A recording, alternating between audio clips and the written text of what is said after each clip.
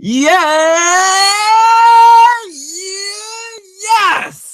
Thank you, everybody, for tuning into another episode of the Keeping Karlsson Fantasy Hockey Podcast, the best fantasy hockey podcast in the world, hosted by two guys who own Eric Karlsson in their keeper pools. I'm your host, Elon Dubrowski, and with me, as always, the fantasy hockey robot himself, Brian Com. Hello, Elon. Hello, everybody. Welcome to another jam-packed episode. Elon, you told me that there wasn't maybe a whole lot to get to this week, but there's a ton. We have hot streaks. We've got cold streaks. We've got these like three defensemen that you're really interested in terms of if they can keep producing. We've got some injuries, some edgeries, all the usual stuff still to come. Yeah, man. We'll see. We'll see how fast it'll take us to. We'll see how quick it'll take us to. How do you say that saying? I don't even know. We'll see how long it'll take us to actually get through everything. Maybe an hour and a half would be nice. We'll do the best we can. We've got a lot for you guys. Hello to everyone in the chat room, by the way. Everyone decided to join us live. Let's mention before we get into everything that we are presented by DobberHockey.com, which is like a treat. It's a privilege, an honor, because it's the best fantasy hockey website out there. There's no better website that we'd want to be presented by than DobberHockey.com. You could go there, first of all, for the articles, daily ramblings, all of that, monthly articles, ranking players, and you've got the line combinations, starting goalies, basically everything you need to know about fantasy hockey, you could find it at DobberHockey.com. It's true, and I don't know if anyone can see, I'm wearing a Dobber Hockey shirt today. Ooh. I got it a few years ago. It says... No one can see. No, nobody can see, but if it says, if I wanted to hear from losers, I'd talk to the guys in my fantasy hockey pool, which is you, Elon, in one case. And right now, I think you might be getting ahead of me in that pool. Well, good. I deserve it because I'm great. And I just picked up Eric Stahl recently, and I'm excited to talk about him today, along with all the other players. By the way, Brian, I'm also wearing a cool t-shirt. I'm wearing my Team Canada shirt from Puck Tees that Ryan sent us. So you guys I just wore mine the other day. Pucktees.org. Is it Puck Tees? Just look up Puck Tees. Some great products over there. I'm sure it's .com, right? I don't know. Okay, let's get into our content. Let's go to the first fantasy hockey headline of the week. Got to start somewhere. Let's start with injuries. I want to talk about Karl Neuwirth. Or no.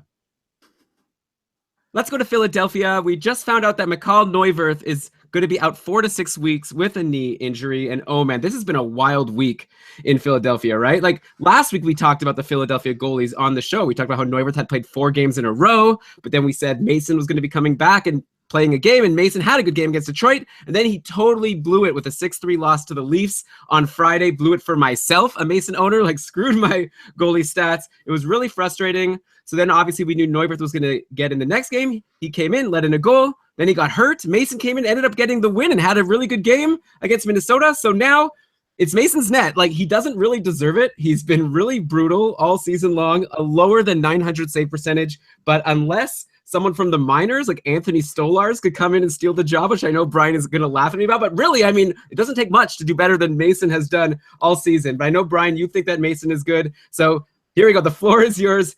If someone has dropped Mason because they were so frustrated with how badly he was doing and also thinking that he was just going to be splitting time with Neuwirth, is now the time to grab Mason? I know what your answer is going to be.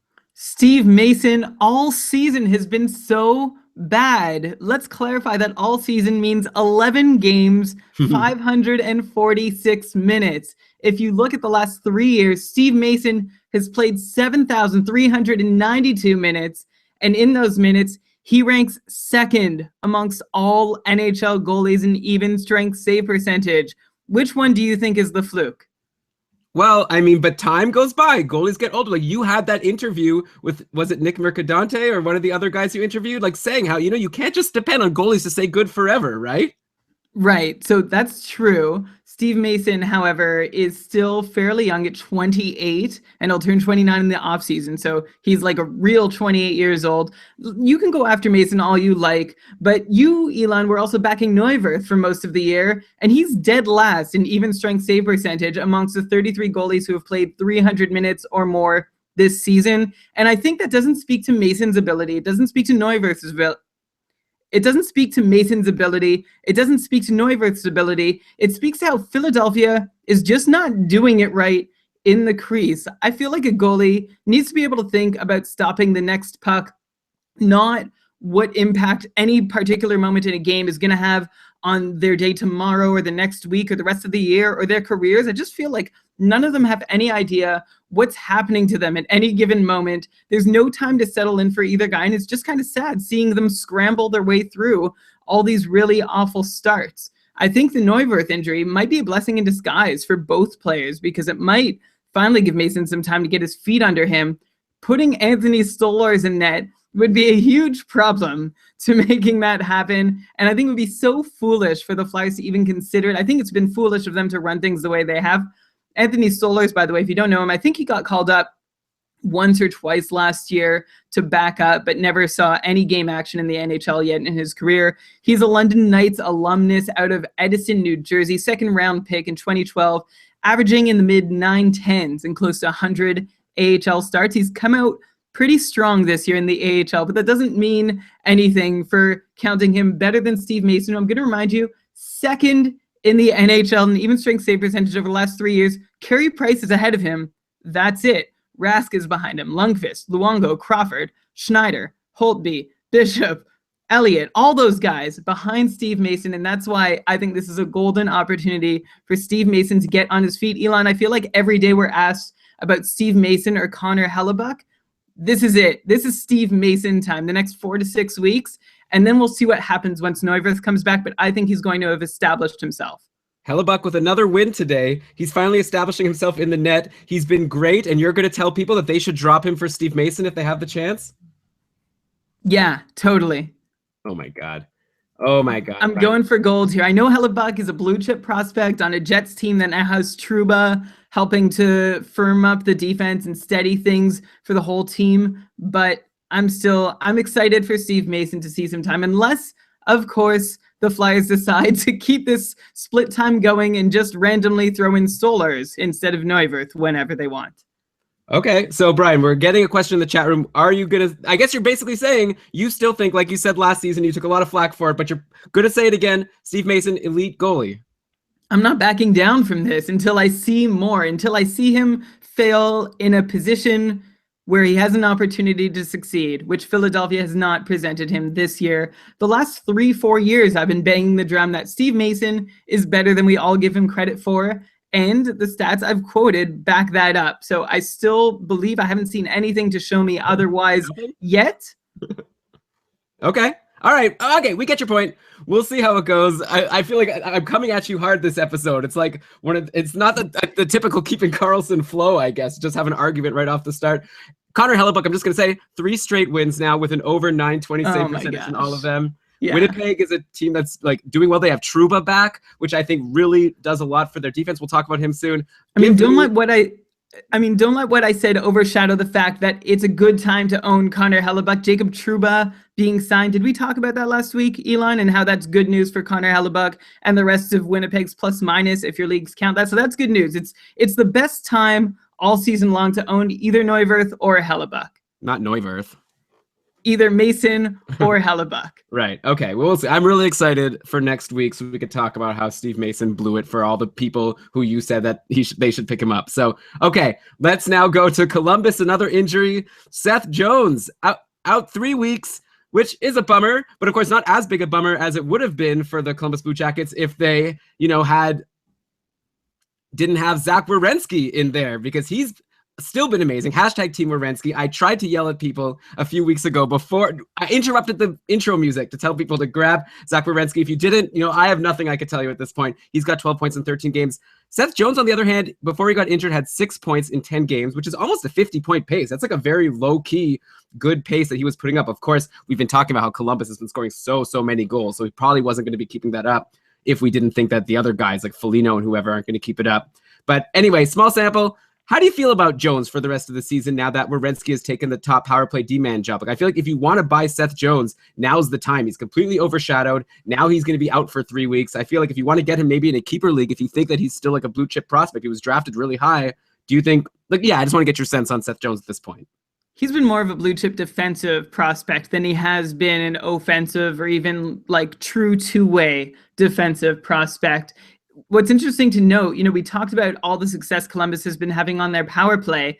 None of Jones's 6 points have been a part of that. He's had 4 at even strength, Actually, all 6 at even strength, but 4 of them at 5-on-5 and the other 2 at other forms of even strength hockey. Last year, Jones had 20 points in 41 games when he was traded to Columbus. That's a 40-point pace, but 9 of those were on the power play. So with his power play responsibilities reduced this year, I certainly wouldn't have him pegged for more than a 40-point pace, probably 35, 40-point range. And, if Werenski gets injured, then of course he gets a big bump.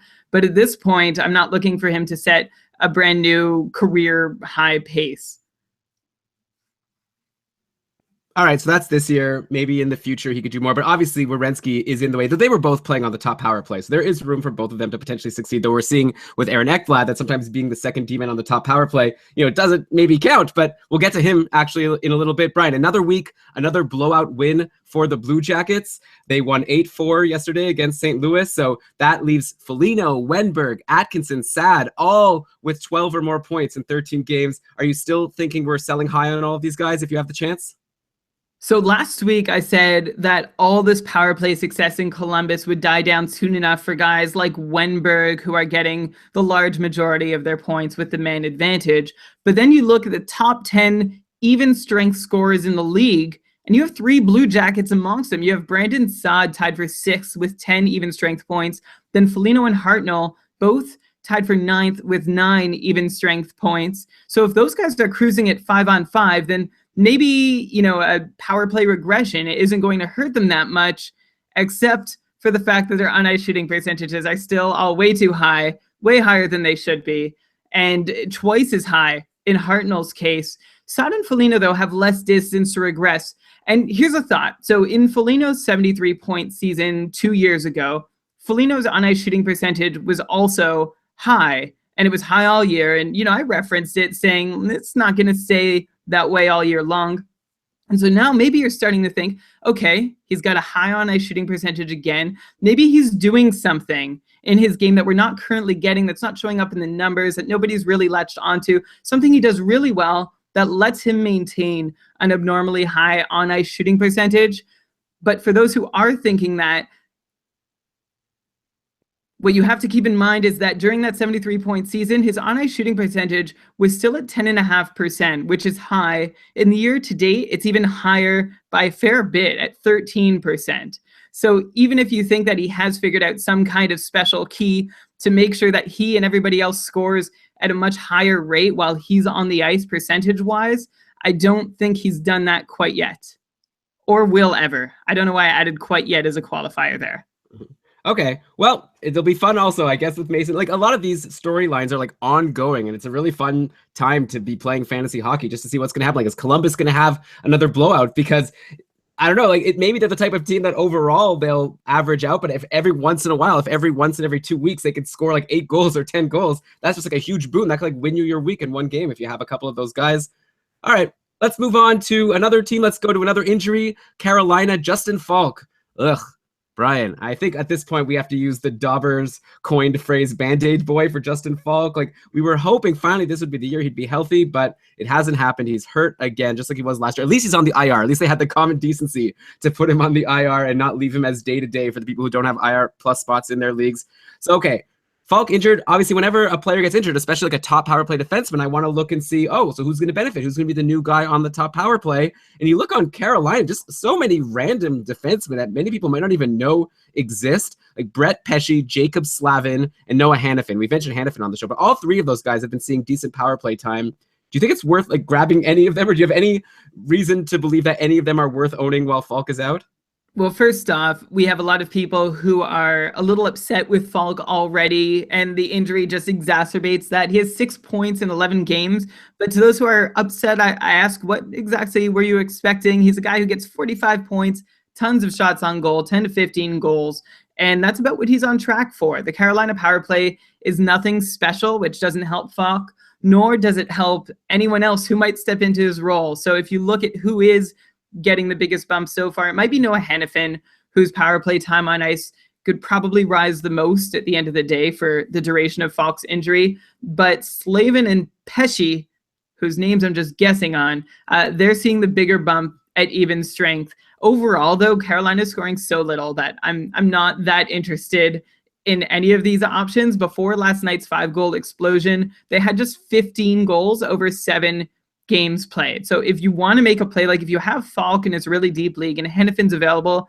I guess you can try to make Hennefin that replacement. What I'd be interested in watching is if the Canes offense still goes as often through that point spot where Falk normally is, if Hannafin is in it instead of Falk. Right now, Hannafin has 7 shots in his last 2 games. So maybe on the power play, they might still run it that way. There's been no noticeable bump in shots on goal for any of the other players, however. All right. Well, so we'll have to see. I think, yeah, Hannafin does seem like the biggest name. I remember last year there was a stretch where Slavin and Pesci were doing okay. But yeah, you'd have to be in a pretty deep league to get me interested in grabbing either of those guys. And we're going to be bringing up a lot of kind of new defensemen on the scene that have been producing. So I guess we'll leave Hannafin as the top free agent defenseman to grab it with Falk injured right now. But I think he's going to get bumped pretty soon when we get to those other guys. Speaking of Carolina, Brian, don't look now. Cam Ward has put up 3 quality starts in his last 4 games. Eddie Lack, by the way, 100% snoozer. You said going into the season. Oh, maybe we'll have another argument actually right now. You said going into the season, Eddie Lack, now he's going to for sure take the job because Cam Ward sucks and you have so much faith in Lack. Lack's been like disastrous. I don't even want to say his numbers. It's like embarrassing to him for me to say it. Ward's numbers, you know who they're better than so far this year? Steve Mason. Yeah, and 12 other goalies, but that's not that impressive. He's 21st out of 33 goalies, and even strength save percentage. Actually, so only 11 other goalies. So, Elon, I'm going to ask you, do you think Cam Ward is better than Steve Mason? No, I don't. Okay. I would definitely not be picking up Cam Ward because I think he would blow up my numbers, but I just think it's interesting. He is still capable. If you need a spot start, like he is capable of having good games still. He's not like, I don't know who I could mention here, but there's been some goalies in the past that we've talked about, like Anders Lindback or something. Like it's just, or Darcy Kemper actually, who's playing today and actually I think did pretty well. But you know, in general, some of these guys are really scary. I guess Cam Ward is also scary, but he's had 3 out of 4 good games in his last 4, so worth mentioning if you need to pick up a goalie for a spot start every now and then. Yeah, and I'm ready to admit defeat on Eddie Lack at this point of the year. Anyway, I put my money where my mouth is. I drafted him in a couple leagues thinking he was a really sneaky late round value goalie pick, and he sure wasn't. I think Eddie Lack deserves a team that's going to appreciate him a little more. Clearly, it's not going to happen in Carolina. I mean, clearly it's not going to happen anywhere because why would anyone appreciate someone with those horrible numbers, less than 900 save percentage? His work in Vancouver was not a fluke, in my opinion. It's just gone totally sideways for him since he became a Hurricane, and I think he can still be a really great reclamation project for another team. Okay, so we got a Dave in the chat here saying, yo, legit, talk about Cam Ward equals Ryan Miller. Would you put those two in the same? I think you did in Schmore Goalies Borg. I think you put those guys in the same tier as like not good goalies on not great teams that we don't expect much from. Like, who would you even want between the two of them? Or would just like leave both as free agents? I'd try and leave both as free agents if I could. I guess, you know, Carolina, I was hoping would have some decent value as a team who could be a little bit better than projected, and they're certainly not living up to that at all. So they're not a whole lot better than Vancouver so far, which was their advantage of choosing even Cam Ward over Ryan Miller. I guess Ryan Miller is going to get you hopefully better rate stats than Cam Ward, but in almost all certainty, fewer wins unless Ward begins splitting time with Lackey. And I don't know, those 2 goalies are a mess. I don't want any of them. Yeah, and I mean, Ryan Miller, by the way, a .899 save percentage so far on the year. So it's not as if he's a sure thing for good rate stats, that's for sure. He did get the win today, Dave. So he did get the win today, Dave. So, you know, what do you have to complain about? Vancouver actually won 5-4 against Dallas. Huge win for the Canucks. But it won't matter because they're definitely going to not make the playoffs or come anywhere close. Let's go to a couple more injuries that we don't really know much about, but I'll just mention just so we can maybe speculate or look at the lines. Andrei Kopitar is out day-to-day with an upper body injury. You know, he only had 8 points in 15 games played so far on the year. We talked about him last week as someone who was on a cold streak. Maybe it's like a small relief. I mean, hopefully he won't be out long. Maybe if he's out for like a week or something, maybe it's a nice small relief for people who have them on their roster and are wondering, ugh, what do I do with this guy? Obviously can't drop him, can't trade him. At least now you could stash him in IR, maybe pick up a hot free agent that we mentioned on today's show. But you know, it's interesting to look now what happens on LA because that's your number 1 center. So Jeff Carter gets to become the number 1 center, but it's not like he has such great players to play with. Like, you know, with Gaborik injured also, Today, they were running Carter with Toffoli and Dwight King, then Trevor Lewis with Tanner Pearson and Teddy Purcell. Teddy Purcell back into a top 6 somewhere. Man, yeah, like they are a very shallow team when you look at them, especially after they have a couple of these injuries. Yeah, not a lot of depth down the middle, and you pretty much are just hoping if you own an LA King like Toffoli or Pearson or even Purcell in a deeper league that they're going to play with Jeff Carter. Anyone playing with another center is not going to be very successful in this new situation. Trevor Lewis has had little bits and pieces here before, but I don't think he's anyone you can count on to create offense, which I think you really need, given, again, the depth on the left and right side is also not that great in LA. They in Chicago have really, the cap hurts after you win a cup. Yeah. So LA right now, I guess the one benefit maybe goes to Tanner Pearson, who jumps up to the top power play to take Kopitar's spot along with Carter and Toffoli. So maybe Tanner Pearson could do something. I think he actually did something today. Let me look at the box score. Winnipeg beat LA 3-2 in the shootout. And yeah, Tanner Pearson scored a goal, not on the power play, assisted by Teddy Purcell and Trevor Lewis, those two great line mates we just talked about. So maybe something there. We talked about him before as someone who was a lot more exciting when he was playing with either Carter or Kopitar. So maybe this evens out. He gets on the top power play, but he loses a good centerman at even strength. The other injury I wanted to mention, Matt Duchene is out day-to-day with a concussion. This is obviously a bigger hit currently than Kopitar, just because Duchene had been doing great. 11 points in 13 games so far on the year, and we were worried about him. Remember at the very beginning of the year, it looked like he was like not on a good line and not being on the top power play, but he totally bounced back. So anyways, Duchene's injured. What does that do for the Colorado lines? I'm looking now what was scheduled for today, but who really knows? Like McKinnon, Landeskog, and Rantanen. So loading up the top line. Rantanen still there. I know a lot of people are thinking it's time to drop Rantanen, but he's getting the opportunity. He's also on the top power play still. Or is he? I don't know. Now I'm seeing maybe Landeskog, McKinnon, and Grigorenko on the top power play as the defenseman. So I don't know. Is there anyone on Colorado that jumps out at you, Brian, is benefiting from this Duchene injury? Maybe Grigorenko going to the top power play?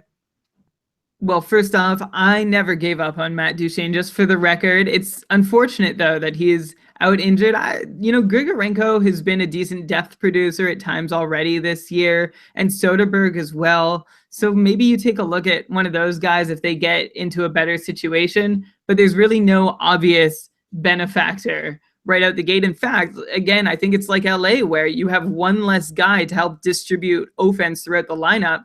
And now it just might all really be concentrated on one line, and that is the line that Nathan McKinnon is playing on. Not to discount what Gabriel Landeskog does, though.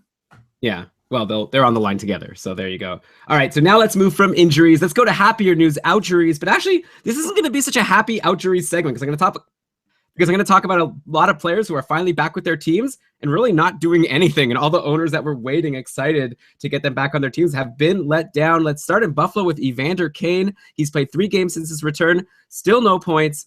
7 shots on goal in those 3 games. So it's only like 2 shots a game. And this is a guy who you bank on for like 3+ shots a game. So he hasn't even been giving you that. Now Ryan O'Reilly is injured. Ugh, Buffalo, man.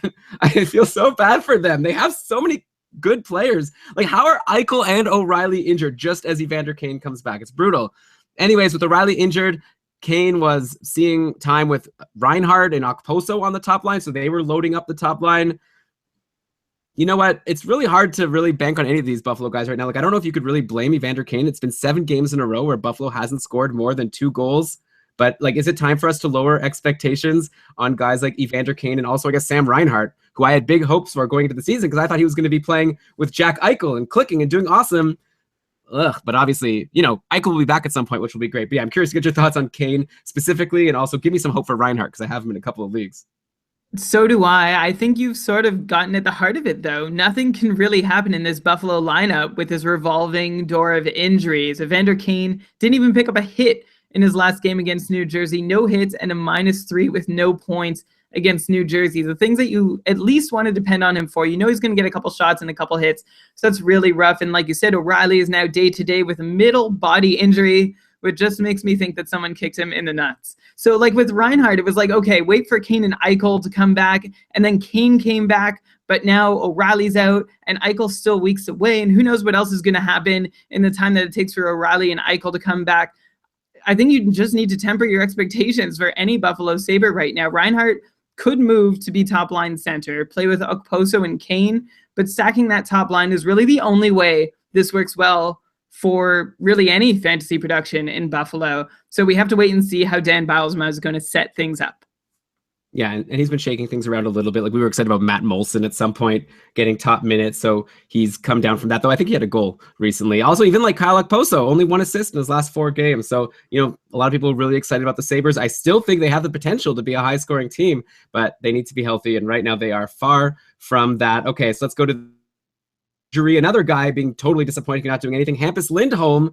I kind of called this. I think when it was announced that he had signed and he was going to play, I guess it's not an injury. It was just a signing, and then he had to fix up his visa issues or whatever. But I'm going to loop him in. I'm going to lump him in here. So, yeah, I was wondering why everyone was talking about, oh, should I drop this guy for Lindholm? Should I drop this guy for Lindholm? This is a guy who's never had more than 35 points in a season. And right now he's come in, no points in 3 games since signing, 5 shots on goal, only 2 hits and 2 blocks in 3 games, which is pretty much nothing. He's been playing on the second power play with Kevin Bieksa. It's been Vatanen and Fowler sticking on the top power play. People rushed to grab him. At this point, could he be a free agent in most leagues? Can you drop him for one of the hot defensemen we're about to talk about later in the show? Okay. Well, I mean, it's really vague for you to say, can we drop him for one of those 3 unnamed defensemen who we have yet to mention? All right. So here, I'll just mention their names. Shea, Skjei, who you said his name is pronounced Shea, which is good that you told me that, or else I would have said Skj. But there's Anthony D'Angelo's doing well, and then there's Michael Del Zotto. There's always some defensemen. Maybe in some leagues there's still Damon Severson hanging around in there who's getting that top power play time in New Jersey. So there are usually at least 1 or 2 interesting defensemen. I'm just wondering, does Lindholm warrant a spot on your roster over some guy that you are, probably all these guys you might end up cycling in a couple of weeks when they slow down. But is Lindholm a cycle guy, or is he someone you hang on to hoping for more? The thing that I'm looking at when I'm wondering if there's something wrong with Lindholm is the rest of the production from the Ducks blue line. And since October 28th, a span of 8 games played, Fowler and Josh Manson lead the Ducks in blue line scoring with 3 points in 8 games, which is not very impressive. Sami Vatanen, just 1 point in his last 8 games. So Lindholm, I can't really fault him for not doing well. The forwards seem to continue to be able to rack up some points because the Ducks have had a few 4 or 5 goal games in that 8-game span. So I think it's not Lindholm's fault. I think he's going to be okay. You probably could cycle him out, with a lot of people not that interested in adding him at the moment. But I think in the long run, he's probably going to be a better option than at least 2 of those 3 names, which we will dig into later in the show. All right, so maybe hang on for a little bit longer. But yeah, it's a career high 34 points for Hampus Lindholm. So, I mean, temper your expectations. He's not even on the top power play. Maybe he can bump. I'm sure Ian, who's listening, one of the patrons of Keeping Karlsson, he's going to say Fowler should be bumped. Fowler shouldn't even be on the team. But for now, Fowler's ahead and getting the power play time. So I'd rather have him than Hampus Lindholm, in fantasy. I'm not saying in real life. Dave in the chat is saying he wants us to talk about the greatest of all time, Mike Fisher. Dave, you keep trying to interrupt the show here. We have a whole plan. But yeah, he is an outjury. He was injured for a little bit. Then he came back and he's been really good. So take a look at Mike Fisher. Maybe Brian and I will discuss him next week. But let's go back to our regular scheduled program. I'm interrupting you. 2 points, 2 assists in 2 games since missing 3 games due to injury. So it was not the most dramatic of outjuries, although it was the second time this year he's missed time. And that's the caveat with Mike Fisher. You can add him, but he's going to last 8 or 9 games before potentially getting hurt again. Well, that's fine. Just enjoy him while you have him and then cycle him for someone else if you think that he's good. I don't know if he's going to be able to keep it up. He's currently playing, I guess, on line 3 for Nashville, at least in the last game with Austin Watson and Victor Arvidsson. I'm seeing here on the Dobber line combos. They stacked up line 1 with Forsberg, Johansson, and Neal last game, and they really broke out. So I don't know. I'm not rushing to grab Fisher. Well, I was just going to say, who doesn't have 2 points in his last 2 games, and that's Ryan Johansson. He had no shots on goal even in that game against Anaheim, but he did have an assist, so that's promising. That's something. Okay. Anyways, we were on Anaheim. We're talking about Hampus Lindholm. I wanted to bring up one other guy, Brian. Ryan Kessler. He's someone who we always sort of talk about on the show as even if he's hot, he's not going to last. He's not going to get you more than 50 points. But hey, he had 2 goals against Carolina a couple games ago, which brought him to 12 points in 16 games, which is a 61-point pace. He's basically been a fixture on line 2 with Silfverberg and Cogliano. but he's also been getting a lot of top power play time with Getzlaf and Perry, along with those other two defensemen that we've been talking about. So it's been, I think, a better situation for Kessler than usual. I don't recall him being on that top power play last year so much. Every year, Kessler goes on one of these runs, and then you say he's going to be a 50-point guy. Like I said, same story this season, or do you think this extra power play time makes you think maybe he can challenge for closer to 60 than 50? Yeah, he has been seeing more power play time, and it's helped him. First, though, let's go back to the second half of last year. 41 points in his last 43 games played. And yes, that whole time, it was like, Ryan Kessler, if you want face-off wins, go for him. And yeah, he's on a hot streak. But eventually, I think by like March, after an amazing January and February, we did finally buy in and say, okay, just ride him while he's hot. And the year before that, like, he's had hot streaks before in Anaheim. He had 15 points in his first 18 games to start the year. So yeah, he does this, although I don't know if it's fair to characterize last year's finish as a streak since it took place over half a season. But if we look at what's different this year, or consider it actually as more of a continuation of his finish last year instead of like a brand new Ryan Kessler, maybe things start seeming pretty interesting. He already has 6 power play points, which represents 40% of his total power play point production from last year. And as you mentioned, Elon, he's averaging another minute and a half on the power play per game compared to last year. Now in the top unit, that helps. Currently on a 61-point pace, but still due for the usual regression. However, in light of the power play role change, I'm not just going to call him the 50-point max guy that I normally do. I'm going to say instead 50 to 55 instead of 45 to 50. Maybe I'm still being a little conservative, a little gun shy over Kessler. But my perspective is if you find someone in your league who thinks he's a 60-point guy and you own Kessler, find that person and sell high because you can probably get somebody who's a better bet to get 60. All right. So yeah, I guess, and obviously throw all of this advice out the window if your league counts face-off wins, because I know in leagues like that, we hear all the time in hits, like he's like a top 10 guy in those kinds of leagues. So, but if we're just talking about points, yeah, tweet at us at Keeping Karlsson. Let us know if you have an idea of someone you want to try to offer Kessler for, and we'll let you know if we think that it's worth it. All right, let's go to Florida. Brian, another outjury, another guy not really doing anything. UC Jokinen, 2 games back so far, no points. He has 2 assists now in 6 games overall on the season. Interestingly, with Jokinen, he was put on the top line yesterday with Jágr and Barkov, and Marchessault was bumped to line 2 with Riley Smith and Vincent Trocheck. So I don't know, probably still a good position for Marchessault, and who knows if this will last since Jokinen's not doing anything. But last year, Jokinen, 60 points. It was a really great breakout season. You know, he's done this before earlier in his career. He's been in the league like forever, by the way. He's only 33 years old, but he started in 2005. Yeah, so at this point, on one hand, he's back, which is great. He's on the top line, apparently, which is great. But I'm not seeing any production. So what's going on with UC Jokinen? Is he worth holding on to at this point? Well, the first line is an interesting place to be right now because we talked about Barkov having a long drought. Now he's on a 3-game point streak. Jágr, though, still only has 3 points in his last 10, which is very disappointing. Meanwhile, look at the second line, and they are rolling. Trocheck has 6 points in his last 7 games, 3 goals, 3 assists, 19 shots. Riley Smith, also, he's getting there. 2 goals, 2 assists for 4 points, and 16 shots in his last 7 games. So maybe that's the better place to be at the moment, although Jokinen on the top line is not anything to balk at. I think he's still a good player. The original, by the way, since you mentioned the start of his career, the original shootout specialist, UC Jokinen, back with Dallas. No goalie in a shootout wanted to see him coming their way. I think he's going to be okay. It's only been 6 games for him starting from the start of the season, which is, you know, you're finding your legs, and then he got injured, so now he's finding his legs again. I'm willing to give him a bit more slack, especially because Jágr's not doing much better and Barkov just started doing better. Give him some time. And actually, there's another Panther who we'll get to him. We'll get to him later in the show.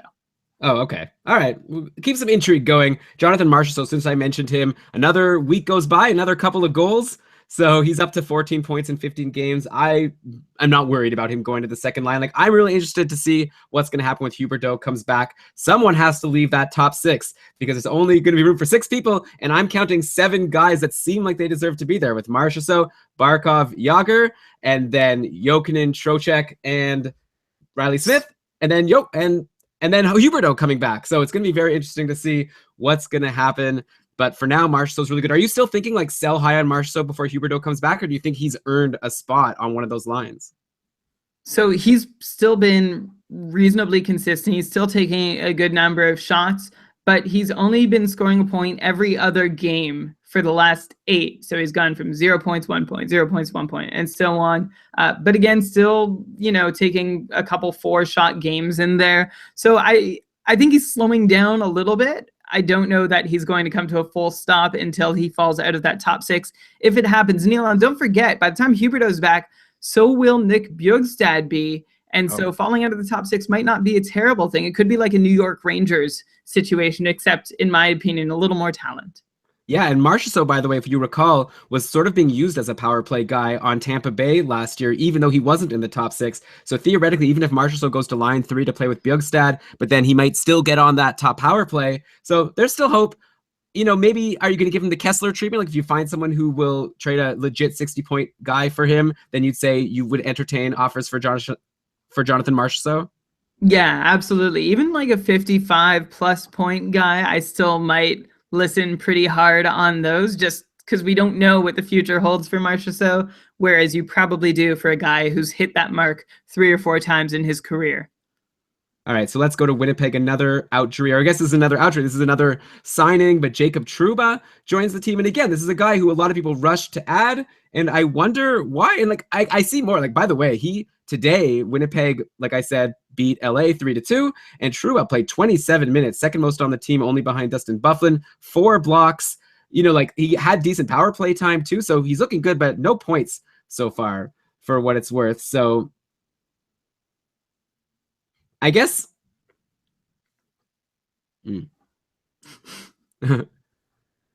at this point, the question is just what can people expect from Jacob Trouba for their fantasy teams? He seems to be really valuable for the Jets. I think this is a really great thing for Connor Hellebuck, like we discussed earlier. But at the same time, and also Tyler Myers is injured. So I guess Trouba's maybe getting an increased role because of that, or maybe he would have had it anyways. He was playing on the second power play with Enstrom today and yesterday. So who would you rather have at this point, like Brian, between Jacob Trouba and Hampus Lindholm, a guy we talked about before, another defenseman who just signed that doesn't have any points yet? I'd much rather have Hampus Lindholm. Trouba has a couple shots, a couple hits, a couple blocks a game. So maybe from him, you'll get those peripherals consistently rather than with Lindholm, where it's either he gets points or he doesn't. But Trouba does not get points. He's not a point getter. I think he's got a 35-point ceiling in a good year based on where he is right now. And I think 25 to 30 points is actually a much more realistic expectation from Trouba. He really gets his name talked a lot about for somebody who has such little fantasy relevance. Yeah, well, like I said, 4 blocks today. So you're right, maybe a bit more peripherals. And he's getting power play time. So I don't know. I might even take Trouba. Maybe that's crazy. Also, it seems like Winnipeg is also scoring a lot of goals. They have the NHL's leading goal scorer and the leading point scorer right now, which we'll get to those guys a little bit later. So yeah, I guess it's pretty close between them. Brian, also, what's up with Dustin Byfuglien? Like the Jets, like I said, they have Scheifele with 20 points in 16 games. They have Laine with 11 goals. These are the NHL leaders in points and goals. Meanwhile, Dustin Byfuglien only 8 points in 16 games, which I guess is okay for a defenseman. But Dustin Byfuglien is the kind of guy you expect to put up like a 50, 60 maybe point pace. Right now, he's only on like a 41 point pace. And his team is scoring, and he's getting like the top power play time. Like, is it just a matter of like a low IPP? Is he on the ice for a lot of goals and just happens to not be getting an assist? Is this a luck thing, or should people be worried about Dustin Byfuglien, I don't know, slowing down or for whatever reason not getting points?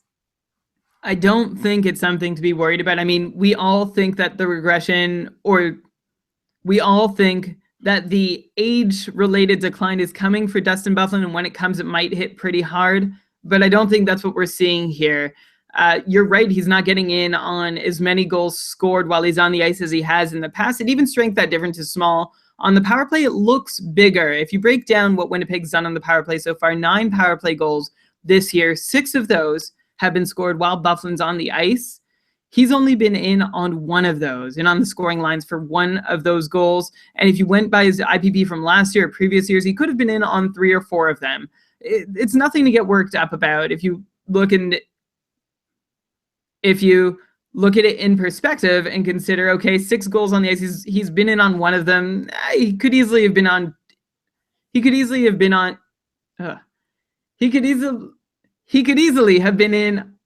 2 or 3, and he still has double the power play time on ice as the next most guy, who is Enstrom, who has 1 power play assist himself, and that is the entire power play production from the Winnipeg blue line this year. Enstrom with a point and Bufflin with a point.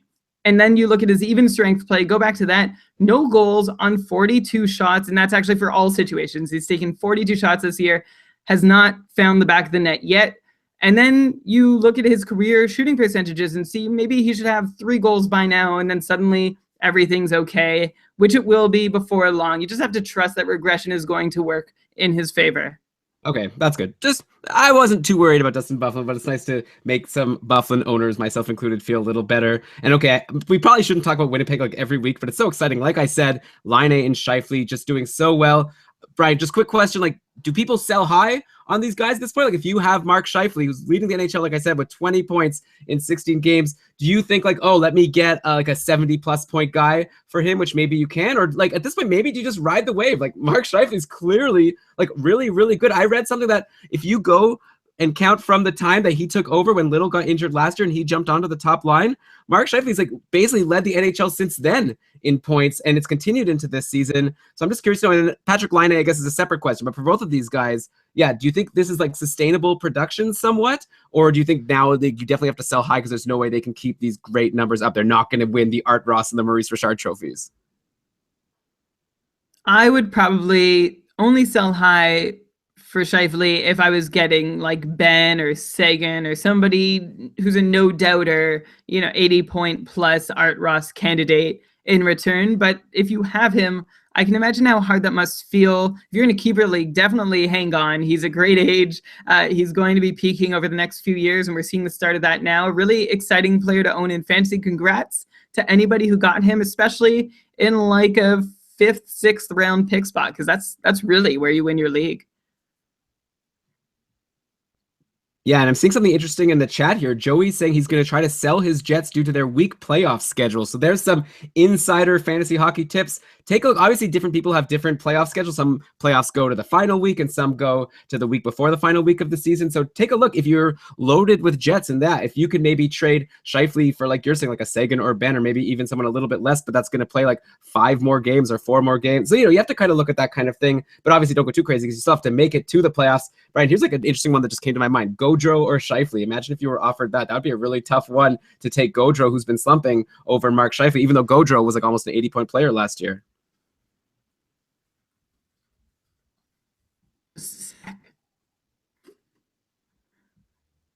Yeah. No, I'm getting to it. Yeah, Gaudreau's starting to come on a little bit. 9 shots in his last 2 games. He had 2 goals the other night, which was very exciting. Still like not firing on all cylinders, but he's starting to look better. 10 points in 16 games. It's not as bad as you might have thought. I think I might prefer Gaudreau just for the winger eligibility, if that matters for you. Yeah. Okay. Well, I mean, at this point in the year, maybe it doesn't. But yeah, so it's tough. Like, it's really exciting to see Mark Scheifele doing so well and Patrick Laine as well. But okay, let's move on. Oh, yeah, I wanted to mention one more potential outjuries. Jason Spezza and Patrick Sharp will both be coming back for Dallas. And I wanted to mention them because there's been 2 guys who have been just fantastic lately. Patrick Eaves has 7 points in his last 5 games, and Antoine Roussel has 7 points in his last 5 games as well. Both of these guys obviously benefiting from being on the top power play with Sagan and Jamie Benn, and also they've been on lines with those guys. So just keep in mind, definitely these guys are doing really well. And if you're playing with Sagan and Ben, you're going to do well, as we've seen from so many players on Dallas over the years. But just keep in mind that Spezza and Sharp will be back, and they'll be taking spots in the top 6 and on that top power play most likely. So don't like give up too much to get Eaves or Roussel. And then I guess since I'm on Dallas, Brian, want to give a quick comment on the whole Lehtinen and Niemi situation, because I know you just recently picked up Kari Lehtinen and you had Niemi in your Kakufo league. It looks like now we're back. The wave goes back and forth, right? And right now it's been Lehtinen getting all of the starts, including today. And Dallas lost 5-4, and that is not very good. So I'm imagining that it'll be Niemi's turn now. I don't know if it's going to be Niemi's turn now. It really seems fairly random to try and figure out and decipher what the goaltending pattern is in Dallas right now, because sometimes a goalie has stopped playing after a good game. Sometimes they've continued playing after a bad game. So I don't really know. Like, my half guess is that they set a schedule at the start of the year and they're trying to follow that as closely as possible. it certainly seems like there's a little more rhyme and reason, even if we don't understand behind these goalie decisions than there were in Philadelphia with Mason and Neuwirth both playing. So I don't know. Yeah, Lettinen, it's gonna happen. Like he's gonna have one great game, and you're gonna be in a really good spot in your matchup, and he's gonna have a really bad one and just take you right out of it. Same thing with Niemi. There's not a lot you can do unless you have to depend on them, which unfortunately I do. So I just picked up Lettinen not because I had any high hopes for him, but because I already had Niemi, and locking up the tandem was going to save me a lot of stress. Right. At least you could get those wins, even though they're going to blow your goalie numbers. And you would have thought a game against Vancouver, that should be a good chance. But Vancouver, of course, breaks out on the game when you're depending on a Dallas goalie to finally have a good chance to do well. All right. So let's go to some cold streaks now, Brian. I'm thinking we could end the show on a high note with some players streaking. But, we get more questions, I think, about guys that people want to drop more than people you want to add. Like, it's almost like, it's pretty obvious who's doing really well. And then I guess you could ask if it's going to be a long-term thing or just a short-term thing. But we've got so many questions about some of these guys. So let's get into them. Tyson Barrie on Colorado. He has 6 points now in 13 games. Before his assist on Friday, he was on a 5-game pointless streak, and he was even bumped off the top power play by Eric Johnson for a little bit, but it looks like he's back there. And now this is a team that, by the way, just lost Matt Duchene, like we talked about, so they're overall probably not going to score as many goals. But Tyson Barrie is the guy who's put up over a 50-point pace in the last couple of years. Should we expect less this year at this point? Is there something different about what Tyson Barrie has been doing or has it just been bad luck and we should expect him to be a 50-plus point defenseman moving forward? I think you can. Everyone was so up in arms over him being off the power play. But the game before that, he had 8 minutes of power play time. He did nothing with it, so that's maybe why he had to step aside for a game. But then he was right back up to nearly 5 minutes of power play time in Colorado's next contest. I think there were really high hopes. Everybody thought Waugh's departure as coach was going to immediately help Barrie so much, and it hasn't, at least visibly. It doesn't mean that Barrie's failed or anything. I think you should just leave it be. I think he's going to be okay. Okay, well, unless you have this type of situation, because we had a question from a patron, Rami, asking who should he try to trade Tyson Barrie for Mark Giordano? And this is another slumping defenseman, and maybe that should be the theme of today's show, because we've already talked about a couple. But Mark Giordano, only 5 points in 16 games. And this is a guy who's done better than Tyson Barrie over the last couple of years. He had 56 points last season, a 63-point pace the year before that. But like I said, 5 points in 16 games so far. Still on the top power play. He's had 6 and 4 shots in each of his last 2 games. So he's clearly putting up shots. Obviously, last week we talked about Monahan slumping. Is this just like part and parcel with what's going on in Calgary and a bunch of people are slumping? I guess, so yeah, same question as with Tyson Barrie. What do you think about Giordano? And also, who would you take between the two? Giordano's pointless in 9, 10 shots in his last 2 games, Elon. So, like you said, the shots are still coming. Calgary does sit 19th in the league in goal scoring, which I'm fairly certain was not the case last year at this point or the year before. If anybody wants to fact check me on that, feel free. So Giordano's on-ice shot generation numbers have really taken a bit of a dip. So while he's on the ice, there are fewer shots going towards the net. But the good news is that his own individual numbers of shot attempts and shots on goal, they look steady. He's a guy who, like Byfuglien, is just not finding the back of the net, even though he's really trying as well as he has in the past. 1 goal on 38 shots. Last year, he shot 10% to get 21 goals on 212 shots. That was high, but even going by his career average, the hockey gods probably should have let him score 1 or 2 more by now. Like you said, the struggling offense around him doesn't really help things. I think he's going to be okay. I'm wondering if the Flames offense won't help him out quite as much as it did last year. So you might want to consider 55 as his high end rather than like the given middle range or just a starting point. Okay, and then where does that leave you in the Barrie versus Giordano discussion? I'll still go with Giordano, a really great shot taker, and I don't think this is going to last long. I think he still has the higher upside of the two for this year.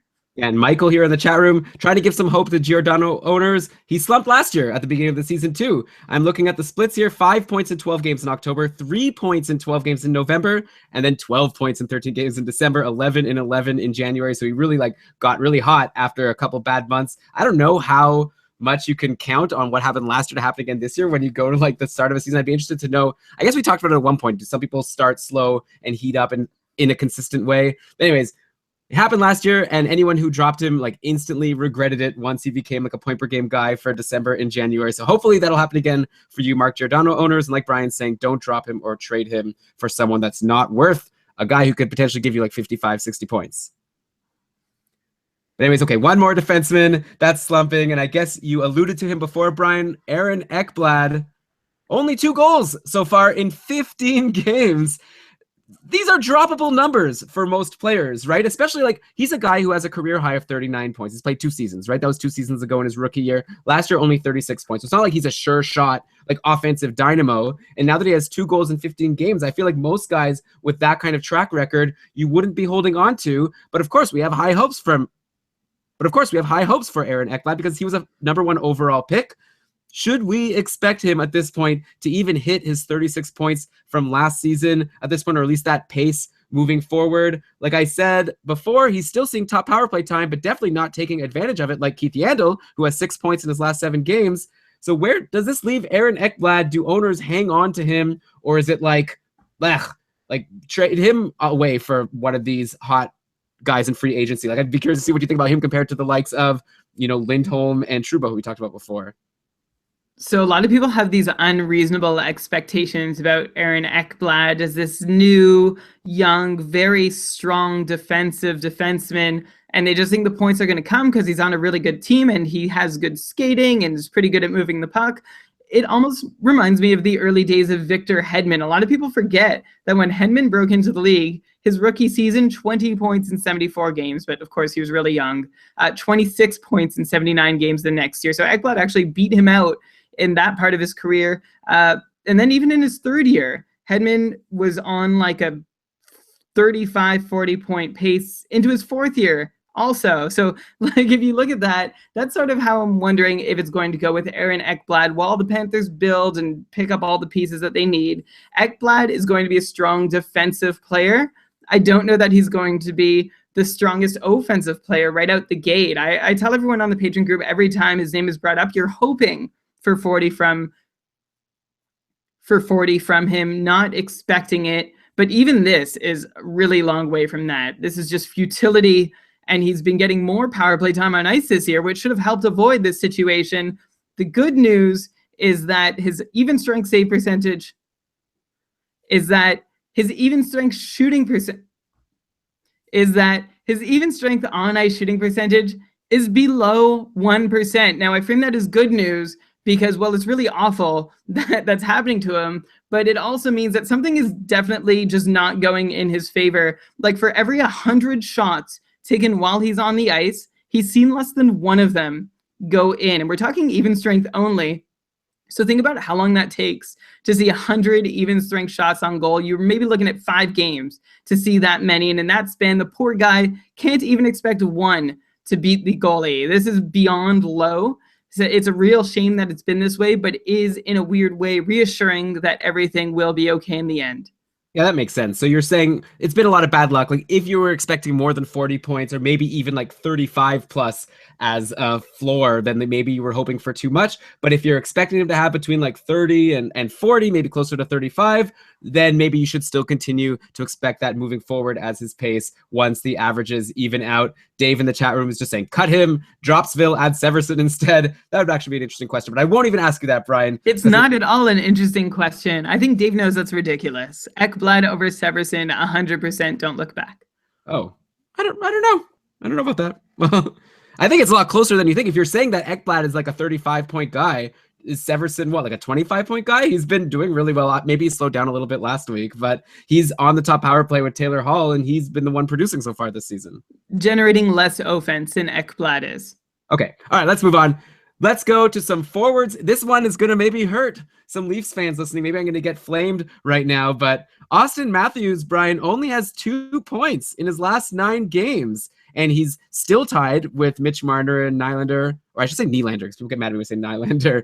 He's tied with Marner and Nylander for the team lead with 12 points in 15 games, but that number is pretty deceptive at this point. If you see Austin Matthews 12 points in 15 games, that is not representative of how he's been lately. Of course, we all remember his amazing 4-goal game to start the year and his amazing start overall. So he has 32 shots on goal in these last 9 games, where I'm saying he's only had 2 points, which is good, right? Over 3 shots a game. but it can't help him that he's been playing on a line with Zach Hyman and Connor Brown. Ugh, that's like, I was annoyed about the type of line mates that Kadri was getting, but Matthews is getting even worse. He's still getting over 50% of power play time, though, most nights. And Brian, I want to give you some credit because after his amazing first week when we did that first episode of the regular season, you said that you still saw Austin Matthews as like a 45, 50-point guy on the year, which was your prediction going into the season. And maybe that made you look like, conservative, Brian. But seems like now, probably 2 points in 9 games is too little. But also I think that around a 45, 50 pace seems realistic to me. So are you still seeing him there moving forward? Like after all of this up and down, are you still where you were going into the season for your projection for Austin Matthews moving forward? Well, what do you expect me to lower it now? I don't know. You might lower it, or you might say, oh no, the shots on goal actually indicate that he's so much better. I think he's doing okay. I'd still have him for about 50 points. Zach Hyman is not as no-name a guy as you think. Like, he's been pretty good in his limited time with the Leafs. And I think, I feel like they're all trying new things. The lines are juggled fairly regularly. So I'm not really concerned about Austin Matthews and where he ends up in the lineup. He's also going to be able to hold his own regardless of who he plays with. Maybe the rest of the league is taking him a little more seriously after that hot start, but I still think it's reasonable to expect a 50-point pace. Right, but definitely anyone who was able to sell high, like in a one-year league after that amazing first week, they're probably feeling pretty good right now if you were able to get, a solid like 70-point guy for him, because a lot of people, had high hopes like that. Obviously, when you score 4 goals in your first game in the NHL, but Brian, I think that's a very good point about other teams now kind of are learning how to play against them. They have more tape to watch. I don't actually know what goes on behind the scenes for teams preparing to play against other teams, but I'd imagine they're doing some research into players and how they play. That's what I would do, I guess. Okay. By the way, really, this chat room is on fire today. So you're right now making a bet with Dave of Ekblad versus David Severson, and Dave is saying Ekblad is Ek bad. That might be a good show title, Brian. Put that down as a potential. I like that, but I guess you wouldn't want to put that there because you disagree with it.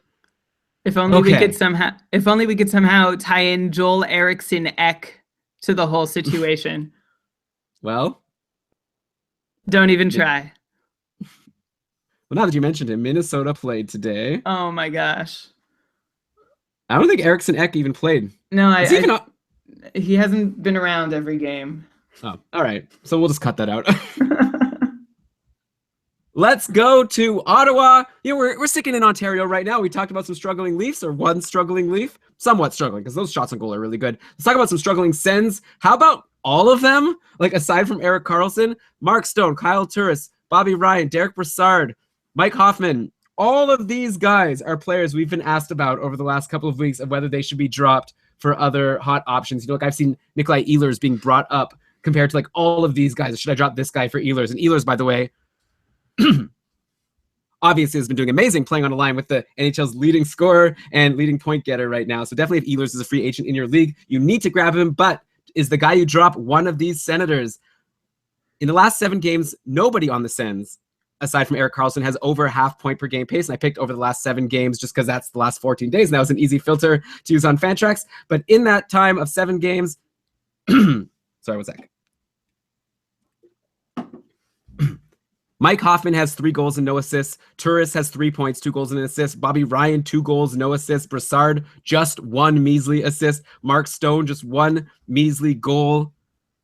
So like I said, Brian, we've had questions about people wanting to drop all of these guys. I know this is probably annoying for you, but of this group, are any of them worth dropping at this point? And maybe of this group, is one of them, better than the rest, and someone you'd say without a doubt for sure you want to hold on to for the season no matter what? Like, full disclosure, I had Kyle Turris in the league that we're in together, Brian, and I dropped him at the start of this week for Cal Clutterbuck because I decided I want to take his hits category. I keep losing in hits, and Clutterbuck was playing on the top line and also just getting those hits even if he doesn't give me points. So I dropped Turris for him. No one picked him up, and this is not a super shallow league, yourself included. So yeah, what do you think about all of these slumping Sens? First off, let's point out how amazing it is that in the midst of all this, Erik Karlsson is still producing 12 points in 14 games. That's not counting today's game if he got a point on the lone goal that I think Ottawa scored. It was tied 1-1 the last time I checked before we started recording. If there's one guy that I definitely want, it's probably Mark Stone. The only reason there's a bit of a question mark at the end of that is because Mike Hoffman is at least going to get you shots. He's averaging almost 4 shots per game, and he's only scored 3 times in 14 games. And I don't think that's a reflection of his lack of skill. I think he's going to get there. The Sens power play is having trouble right now, too. That's the thing that they also really wanted to fix after last year. They thought that would solve all their problems. So they dedicated apparently a lot of resources doing it, and it hasn't gone anywhere. But if you're looking for an even more steady measure of success, you look at their even strength shooting percentage, 28th in the league, and they're 27th in the league in power play shooting percentage. So that is bad news for everybody. The good news is that the team is not that low in expected goals. They're more in the middle of the pack. So that means they're still getting shots from decent places. They're getting quality chances. Just nothing's really happening. Nothing's coming of it all, but we can expect that it will. Okay, so Mark Stone is the one probably that we've been asked about the most as a drop. Maybe Brassard hasn't even been mentioned a lot because maybe people have already dropped him. But Mark Stone, yeah, he was so good before. But again, another game today, another no shots, no points, -2, but decent minutes. By the way, Erik Karlsson did get an assist today, Brian, on Kyle Turris's goal. So you were right about that. But yeah, like it's getting hard to be a Mark Stone owner. But okay. Like you're saying, I guess we have to kind of wait and see. Hopefully the team overall will be able to score. Here's one. Actually, I want to answer this question because I want to also address something in this question in the chat room. Michael is asking, Evander Kane for Hoffman in a banger league. And before I answer that, this phrase has really come out of nowhere. In our patron-only Facebook group, everyone says banger league, I guess to refer to a league that counts hits. Like, what happened to just calling it a multi-cat league? Like a standard categories league? Like, this term banger league, I guess that also means PIMS or something. I don't know. I find the term kind of annoying, and I obviously don't want to disparage the amazing patrons of Keeping Karlsson, who we appreciate so much. And to find out the perks of becoming a patron, you can check out keepingkarlsson.com/patron for more information. But that term, I don't know, for some reason, it's not a banger league, right? You still have goals and assists. Like, points are probably still worth more than hits, right? Anyway, all that to say, I would rather participate in a bangers and mash league. All right. So Evander Kane versus Mike Hoffman right now, Brian. Who are you taking? In a banger league? Yeah. I don't know. Like, this is like an apples and oranges thing. I guess Evander Kane, though, does take the shots that Hoffman also takes. Maybe not quite as many, but he gets hits as well. So I guess maybe there's a bit more multi-category potential there, except I think Hoffman's going to end up with more goals and points on the year.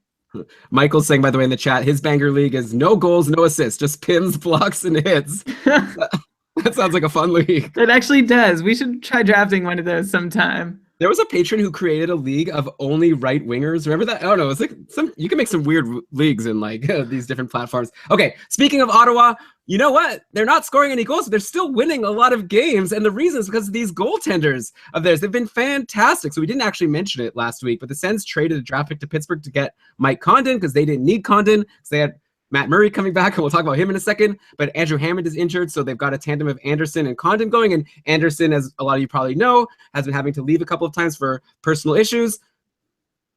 But when he's been playing, he's been so amazing. He's up to 7 wins in 10 games played, a .931 save percentage. And even Mike Condon, who was so bad last year in Montreal after a pretty decent start, but then totally flamed out. Maybe he's good when he only plays once in a while. He's played 2 games so far. One of them was a shutout. One was only 1 goal against. So this Ottawa goalie tandem, and I mean, maybe, obviously I don't want to call it a tandem. Craig Anderson specifically has just been amazing.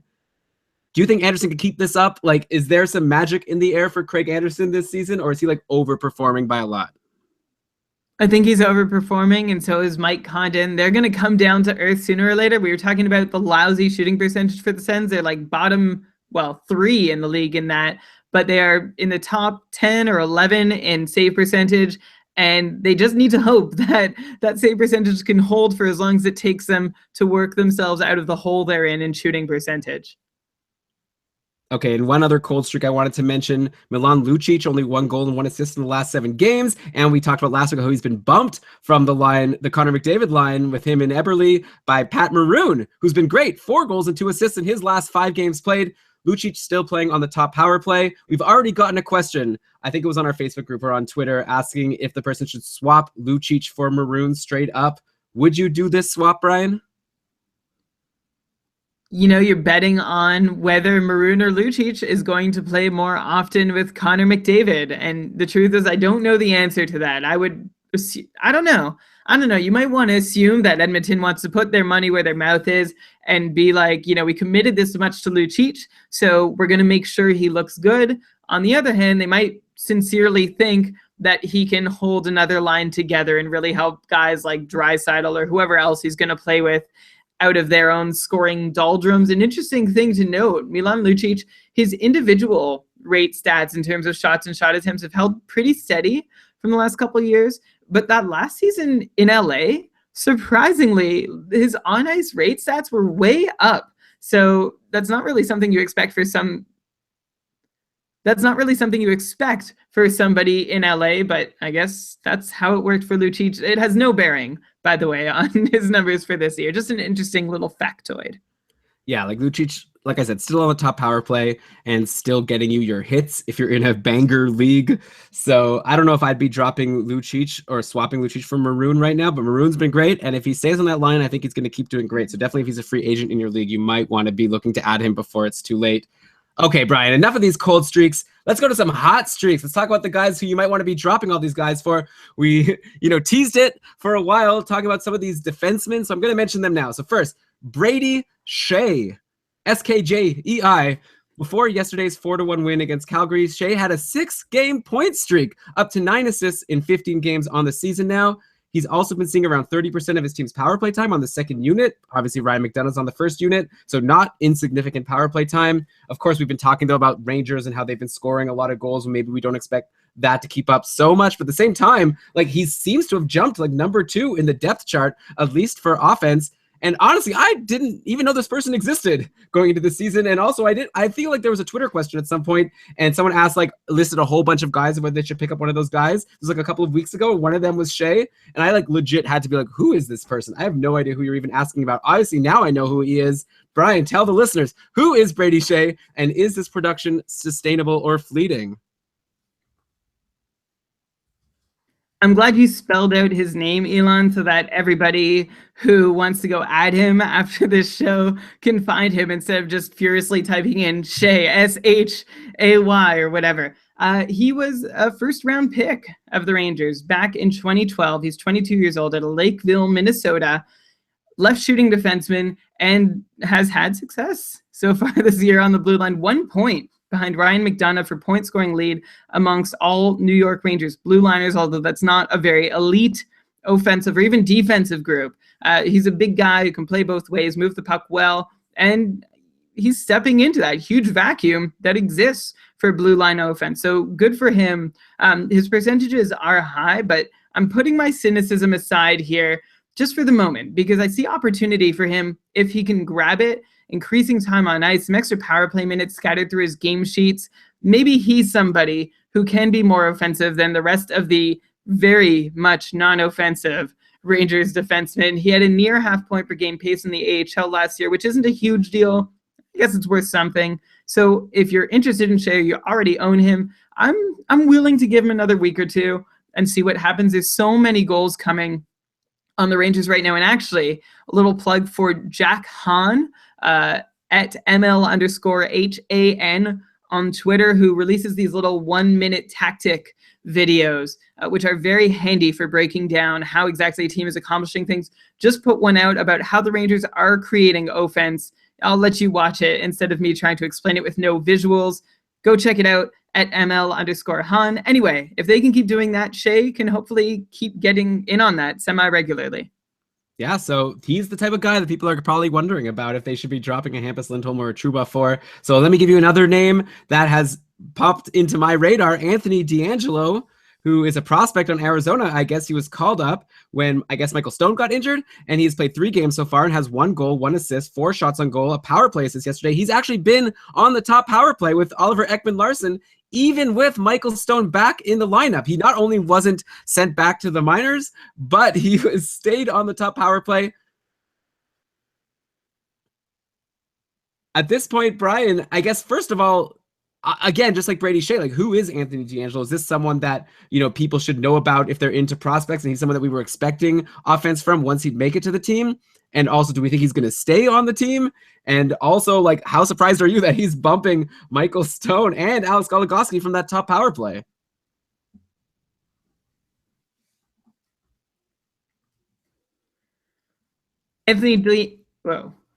Anthony D'Angelo is a right shooting. Sorry. Oh. Are we good? Yeah.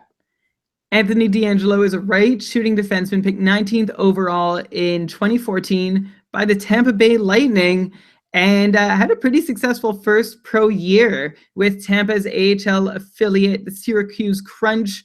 43 points in 69 games, which is pretty nice for a defenseman. 7 points in 8 games for the Tucson Roadrunners this year before being called up to the big leagues over at Elite Prospects. Oh, actually. Okay, Sorry, thinking. What's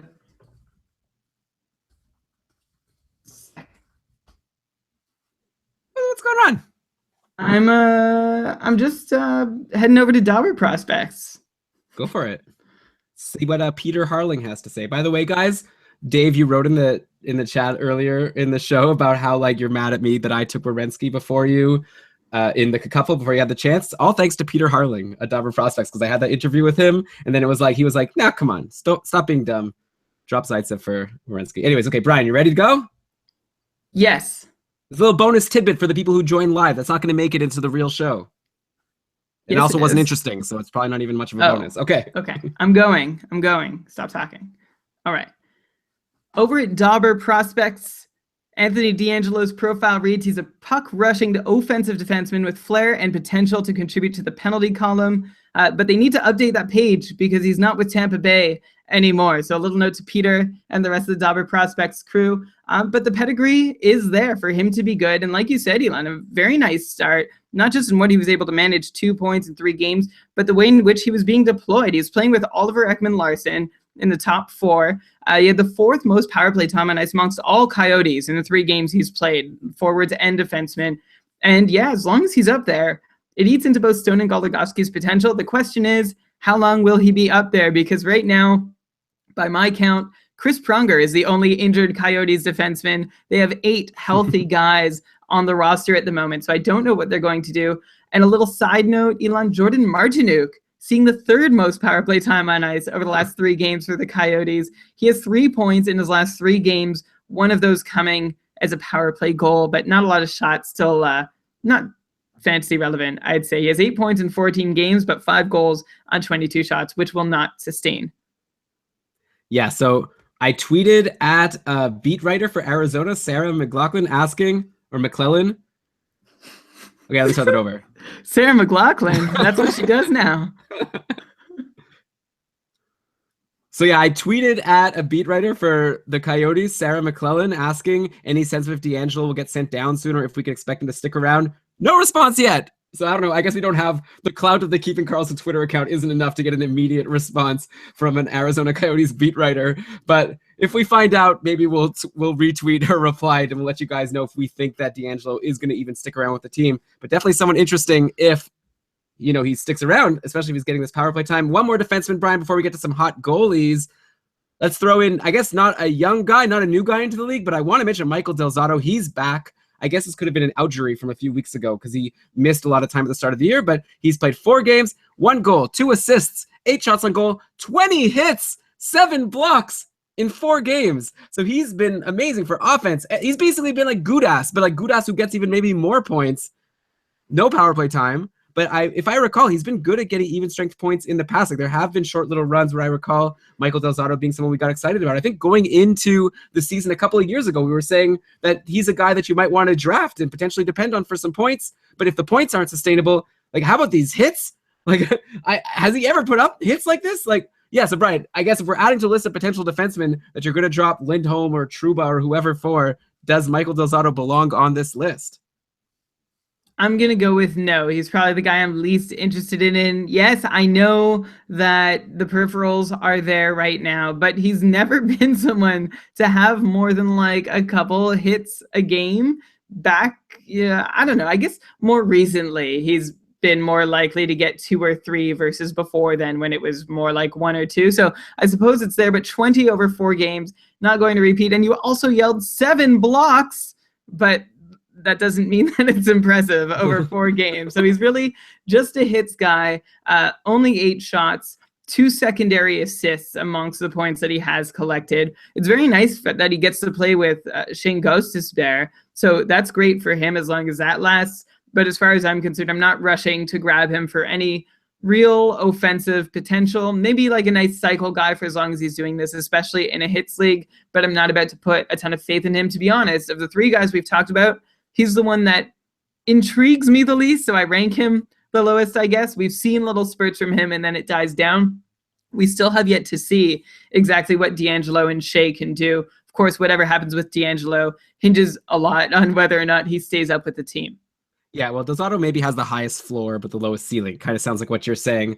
Like, I could see Del Zotto putting up like a 30-point pace, which is kind of reasonable for your bottom defenseman in your league. And if he could give you these peripherals, 7 blocks in 4 games, it's not negligible, right? 2 blocks a game is pretty decent. It's a lot better than a lot of defensemen in the league who put up points that we have on our rosters. So anyway, Del Zotto, had to mention him. Let's go to some goalies. We've already talked about Anderson and Condon, who have been great. We have to mention, though, Matt Murray. I brought him up before. He's played 4 games now in a row, 4 wins, a .961 save percentage. Meanwhile, Marc-Andre Fleury just sitting on the bench, doing nothing. He wasn't even doing that great before. We warned about this last episode, but I know, Brian, at the beginning of the year, you thought that Fleury would be the one that was going to be the starter, but at this point, it really seems like Matt Murray is, he's taking the job, and I think he's the starter now on Pittsburgh, or am I wrong? And what should Fleury owners do at this point? Well, let's not be too quick to anoint a starter in Pittsburgh. 4 good games is lovely. So good for Matt Murray. And I think that's what I said last time when he had 2 good games. I'm going to be reluctant to name him the starter. Fleury came out strong out of the gate, had 2 very good games, and then 2 not so good games. So I don't know. This is a hard one. I think if you're a Fleury owner, I'm a Fleury owner, I think you need to stay patient. You're in a tough spot if you're really relying on him for starts, and maybe it is worth your while to check out some other goaltending options, but I'm not calling the goaltending race for number 1 over yet. You say 4 good games as if that's it, right? You do recall a Stanley Cup run where Matt Murray had a couple of good games there. Yeah, Ken Ward did that too. Oh, God. All right. I would love to make a bet board bet with you right now that Matt Murray is going to be a lot more valuable in fantasy this season moving forward than Marc-Andre Fleury. So let me know if you're interested in that. I don't think you are. I think that you're age plays a large factor in that. And right now it seems as though the Penguins might want to continue having Murray on their team, whereas Fleury could end up with some rebuilding team. So I'm not going to take that bet. Yeah, I think the Penguins might want to stick with the goalie who has a .961 save percentage and help them win a Stanley Cup. But okay, here's a goalie. The other side of it, now we have a Pekka Rinne who we didn't expect anything from. He has quietly a .930 save percentage on the season. What happened? Why were we so wrong about him? We thought that he was barely going to be a league average goalie this year. He's been phenomenal. So we went to great lengths this offseason to explain why he's not that career .925 goalie that everybody hoped he'd be, and in some cases still thought he'd be. But we also, in the same breath, always said that a fantastic year from him wasn't something that was out of the question. And that's what we're getting with a .930 save percentage so far. That sounded all like a sneaky way to say that, hey, we were right all along. But really, I'm just trying to say that we were hard on him, but we never wrote off the chance that he could have a hot start or a hot streak. It'll be interesting to see if he can keep this up for the whole season, or even if he does another season after that, because I still see him as a league average goalie at best until there's more proof that he can play at this level. But we need to give him amazing credit for what he's done. He's been single-handedly saving his team as they work through a glut of offensive and defensive issues. The Preds have won 6 games this year, aside from the win that was on opening night, where he had an average save percentage. Rinne has had a .958 save percentage or better in each of those 5 other wins, and he's even been fantastic in losses. And he's even been fantastic in losses in games that have gone to a shootout. What more can he do when he puts up a .950 or .960 only to get the shootout loss? He's had a quality start in 3 out of every 4 starts he's had this year. Just a wonderful story for Pekka Rinne. If only the team in front of him could figure it out. Well, they did in their last game. They won 5-0 against Anaheim. And by the way, John Gibson, not a great season for him so far. But anyway, yeah, Pekka Rinne has been good. And maybe the offense is starting to get going. Like guys like Neil and Forsberg are starting to put some points up. So it could continue to get better, even if Rinne slows down. Like he's probably not going to have a 930 save percentage at the end of the year, but hopefully he'll still be able to get these wins and more wins because Nashville's finally remembering how to score. Wanted to mention Marek Mazanik got sent down to the minors. Who knows how long that will last, but they called up UC Saros, who had one game so far this year, and it was a great game, a 5-1 win against Pittsburgh, where he had a 971 save percentage. So definitely someone to watch for a spot start when they decide to rest Rinne, but I don't think Saros is a guy who's going to be stealing the job anytime soon. Well, no, not with these performances from Rinne, and I think even not without these performances from Rinne. I feel like there was a bit of a need for a shakeup in Nashville. They wanted to do something that would jar the players or just mix things up and remind players that they're lucky to be where they are. And I think Mazanik was a casualty of that. Speaking of goalies, but Saros is definitely worth keeping an eye on if you're in a keeper league or whatever. Definitely the goalie of the future right now in Nashville. And just before we move on, Elon, speaking of goalies that we might have written off at some point, Peter Budaj. Just a few weeks ago, I said, he's on LA, so that helps, but he's not going to be any good. He was pretty good for a while. He was riding high, had a wave of good games, punctuated by back-to-back shutouts against Calgary and Toronto for what those are worth. Then he had a bad game against Montreal. Then another poor effort, although he did come in cold after Jeff Zatkoff got injured. Everything he's done has amounted to a 912 save percentage, 54.5% quality starts. Much better and more valuable than I thought. So I just wanted to put that out there. Jack Campbell has now been called up for Zatkoff, so keep an eye out for him. Don't get your hopes too high, but I want to see a game with Jack Campbell in net or two, just to see what we've got.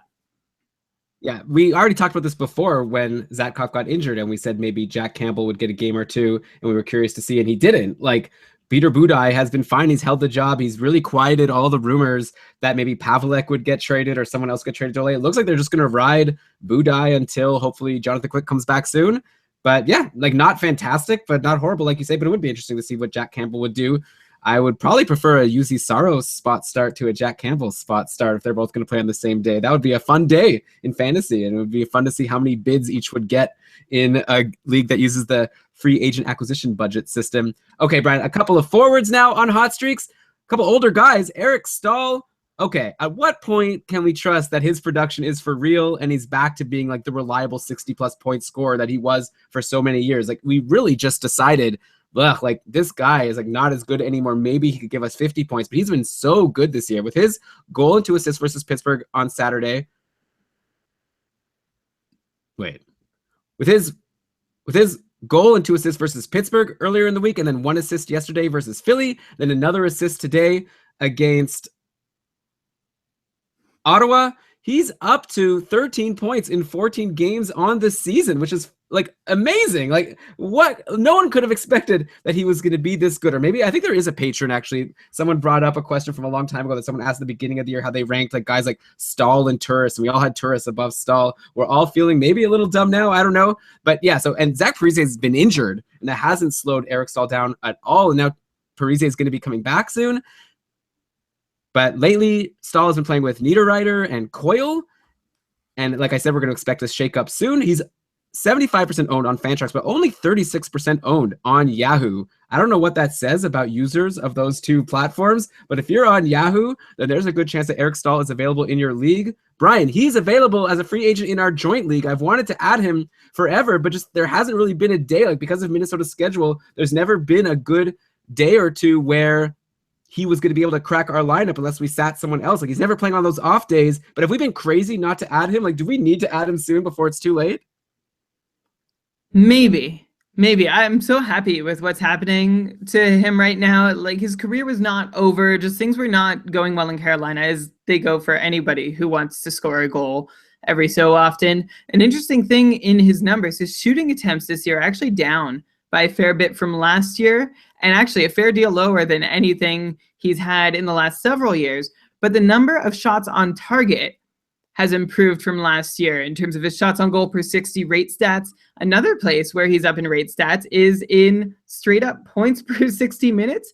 He is essentially doubling his points per 60 minutes totals from last year and beating actually really any points per 60 total he's had in the last, well, since 2007, save for the lockout shortened year. And the interesting part is he's still seeing about 19 and a half minutes per game. So it's not like he's just playing 16 minutes and in a really specialized role and scoring there. No, he's still playing like within, I don't know, 30 to 90 seconds of his averages in his best years. So I'm really excited to see that happening to him. I think it's all nice. Okay. I'm happy for Eric Stahl. Yeah, but do you think that, okay, whatever. And I'm happy for anybody who owns him. I've actually had Jay in my Cupful League offering him to me. Actually, he was jokingly offering him to me for like the first 2 weeks every time Eric Stahl scored, and then he's gone silent since then. So I'm not sure Eric Stahl is still on the table.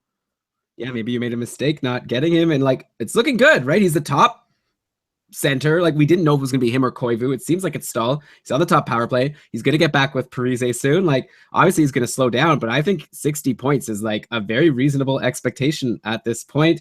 Another guy who's like an older player that's having a really nice year is Travis Zajac on New Jersey, quietly up to 10 points in 14 games on the year. That's a 59-point pace. He's been on the top line with Parenteau and Hall, also on the top power play. We all expected Adam Henrique to be the big benefactor of Taylor Hall coming to New Jersey, but no, it's been Zajac. He's 31 years old. His career high is 67 points, but that's way back in 2009-10 when he was playing with the likes of Zach Parise, who now Eric Stahl is with. This was a different Zach Parise that we're talking about. But anyways, it's playing with Taylor Hall. Maybe that's a comparable, old Zach Parise and current Taylor Hall. Anyway, he only had 47 points last season. He had a 47-point pace last season, 48 points the year before, which actually, you know what? It's not even that bad. Like, for a guy who's gone pretty much unheralded, like someone who is always a free agent in any league that I'm in, like he's been pretty decent. A 45 to 50 point floor isn't bad. And it seems like this season, maybe he has upside for a little more since he's on the top line and top power play. Should we expect him at this point to beat his point totals from last year, his 47 or 48 points, since now he's playing with Taylor Hall and is getting this good power play time? Well, first off, let's talk about how great it is to play with Taylor Hall. We had a lot of people doubting Hall's abilities this offseason, as actually happens every offseason, regardless of whether he is traded or retained by the Edmonton Oilers. 12 points in 14 games. You might be a little sad to realize he has no goals in 8 straight, but in that same span, he has 6 assists and had an 8-shot game and 2 6-shot games. So he has 5 goals on 60 shots this year. Very healthy numbers. He got a bunch to start the year. It's all good. It's all good with Taylor Hall, which means that it is all good for Travis Zajac. His numbers look really healthy. He has so many more shot attempts than ever before. If you look back, you have to go all the way back to 2008, 2009, or 2009, 2010 when he was playing with Parise and Jamie Langenbrunner. Those are the closest examples we've ever had for the sort of rate stats we're seeing from Travis Zajac. And I'm not just going to say rate stats. I'm going to give you the numbers. You might not appreciate it if you don't look them up that often, but he's jumped from 25 shots on goal per 60 minutes in the last 2 years all the way up to 40 shots on goal per 60 minutes. And that is not a normal jump. Like sometimes you move up like a shot or 2, or like a big jump, maybe 3. Jumping 15 shots per 60 minutes, ridiculous. It's thanks to the greater line mates he has, the greater deployment he's getting. He's a legit own right now. Wow. One second, it's just like noise outside my apartment. Shut up. Okay. All right. So will it really bug you if I ask you who you'd want more between Zajac and Eric Stahl right now? It won't bug me. I would like a little more data in front of me to make that decision now. Do you want me to just move on? No, let me take a quick look here. Go with Eric Stahl. Yeah.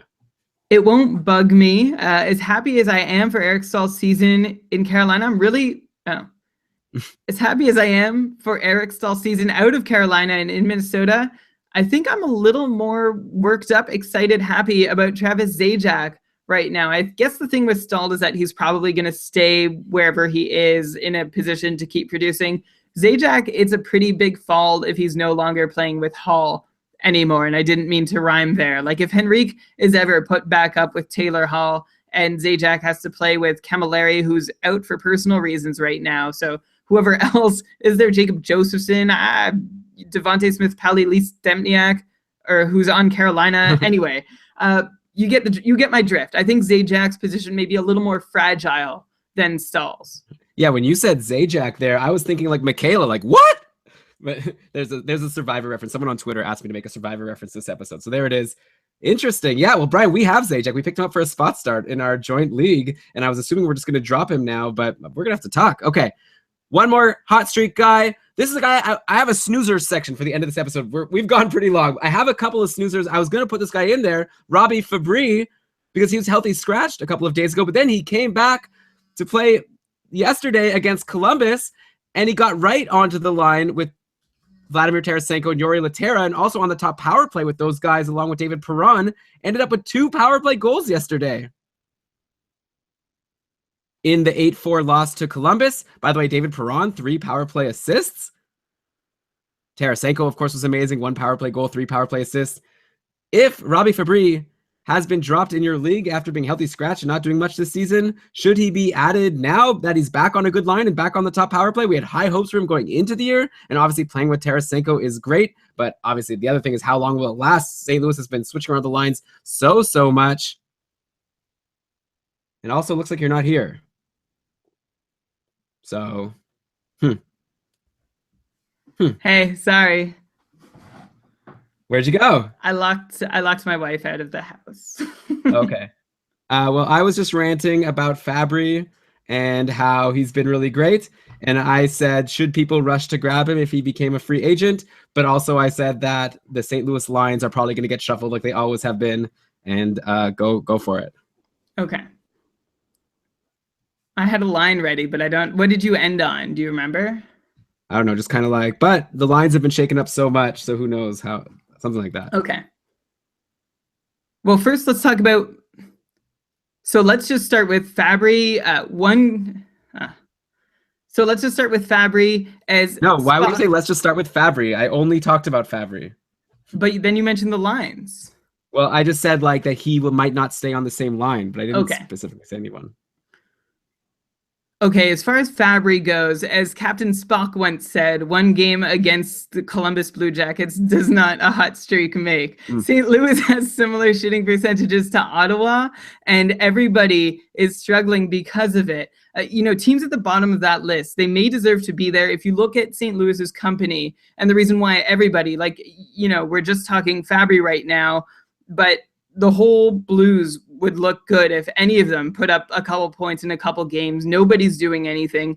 And if you look at the other teams struggling in shooting percentage, you have Buffalo, New Jersey, Colorado, Vancouver. So maybe there is some merit to being at the bottom of the list. But first off, they're all too low for likely all of those teams. All their shooting percentages are too low.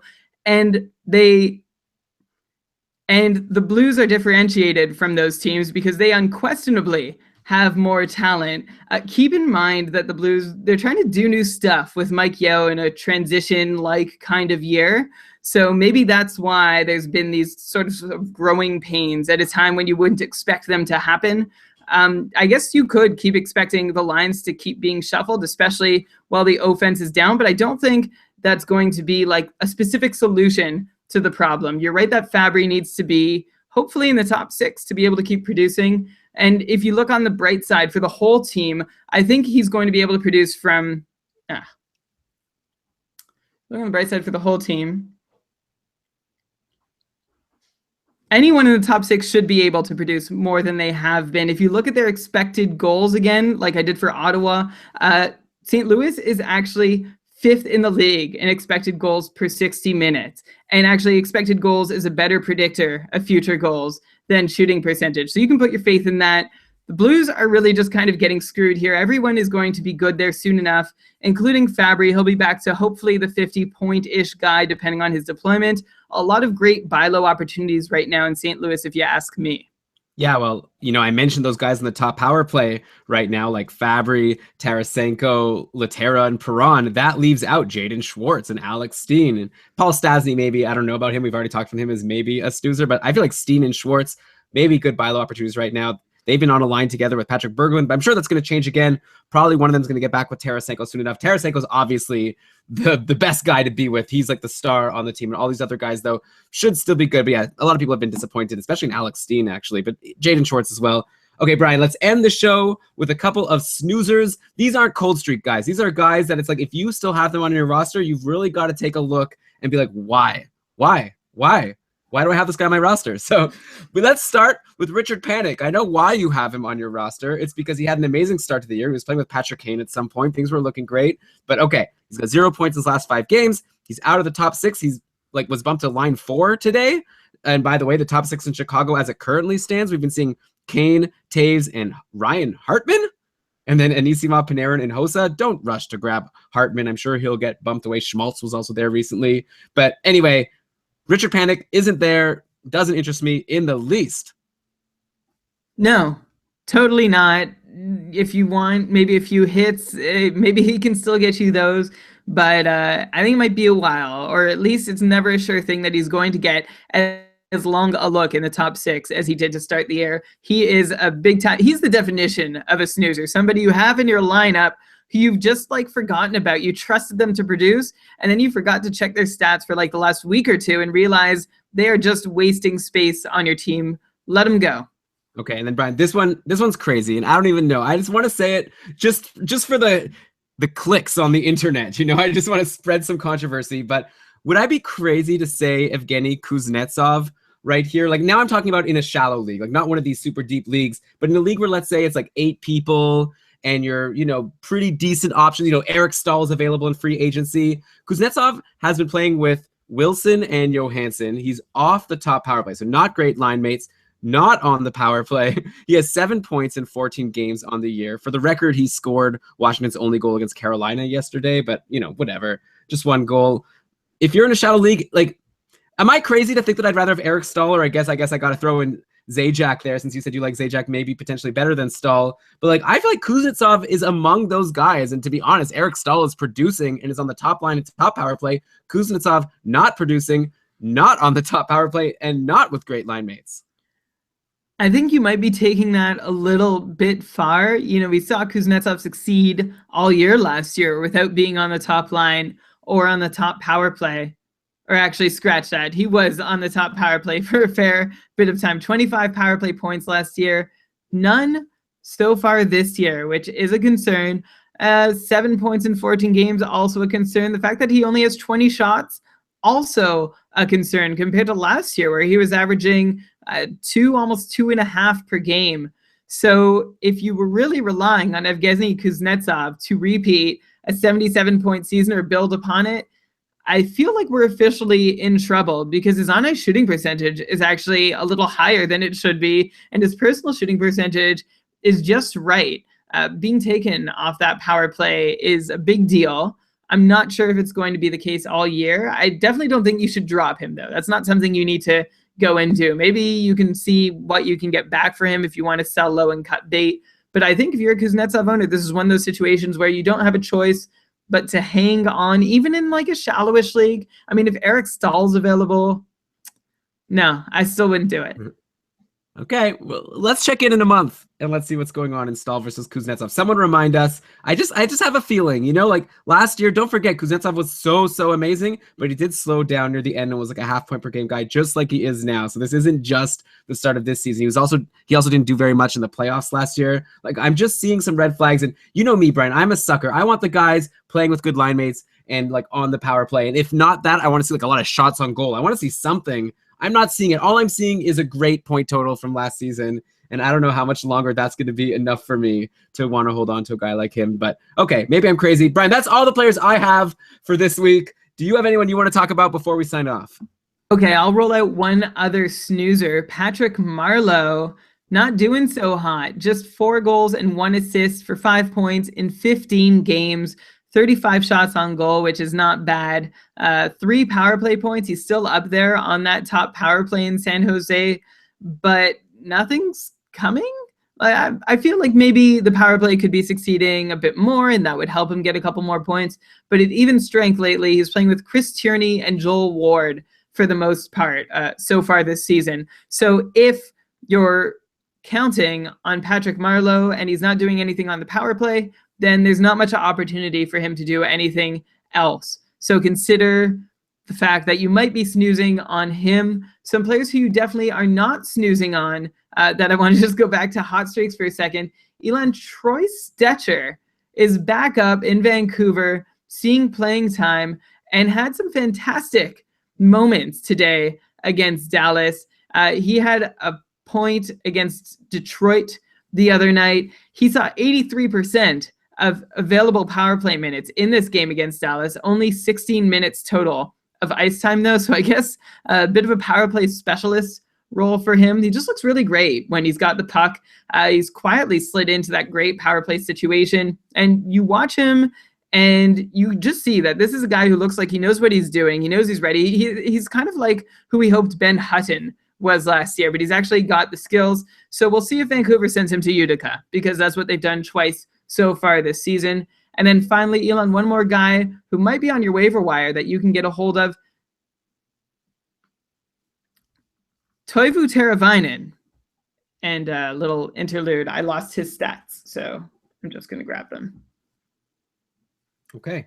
I have something to say about Stecher, but I guess at this point I'll just wait for you to finish your whole thing. Yeah, finish the spiel.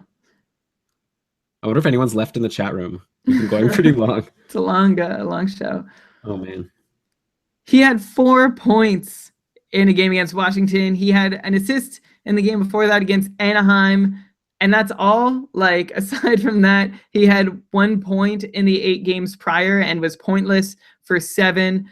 But his power play time seems to be decent, and his time on ice is okay. I just feel like maybe if he's scoring, he is someone to track. And I'm not saying it's going to come. I'm not saying to run out and grab him now, but at least have him on your watch list to consider. Except the thing is, with anyone in Carolina, the goals do not come frequently, as I've said about 9 times during this episode. So keep that in mind, but maybe just throw him on your watch list.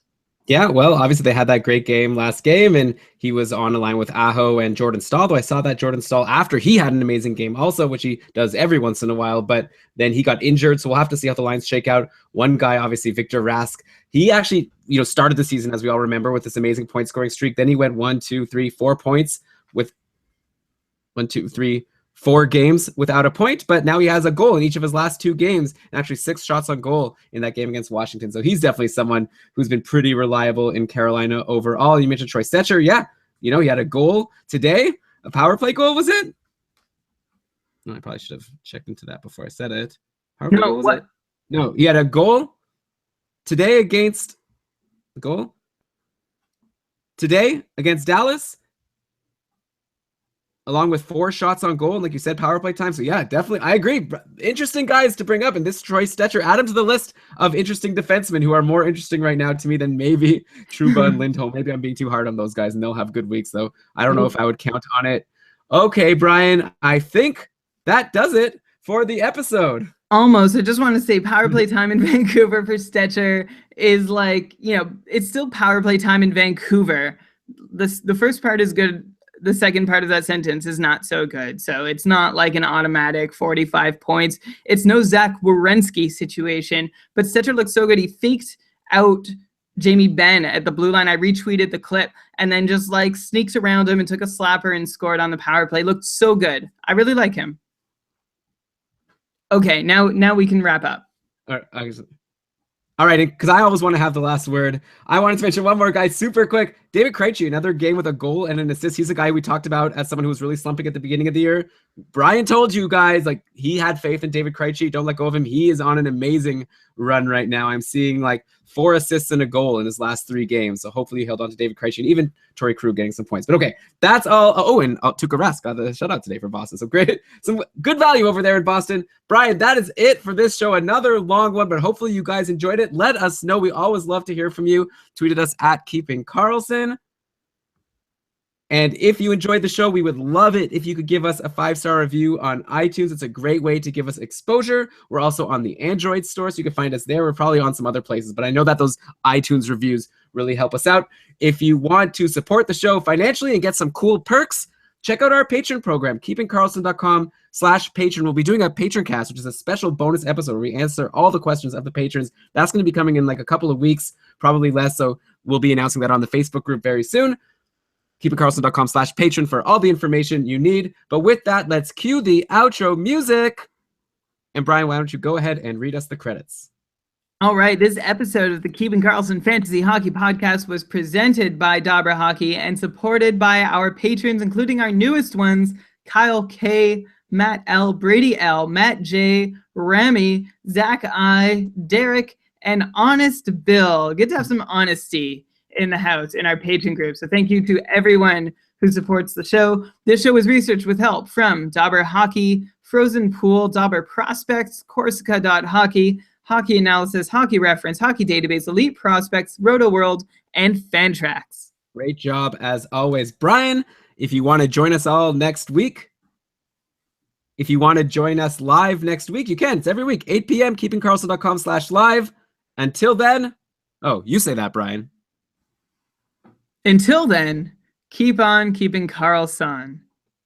Peace. Good right, finish. Thanks, everyone. Oh, man, this is so late. This is just getting later and later. I know. We need to work on this. It's just there's so much to say. So much to say. What could we have cut? Tell us in the chat room. What's one player we should have cut? All gold. Maybe we didn't need to fight about Steve Mason for 10 minutes to start the show. No, I think that might have been the best part of the show. By the way, I feel like the episode title might need to be something related to bangers leagues. Like, because we said it so much.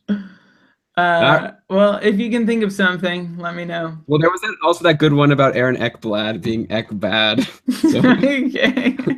All right. Bye, everyone. Ekbad. Okay, I'm going to stop. I'm going to stop it now. All right.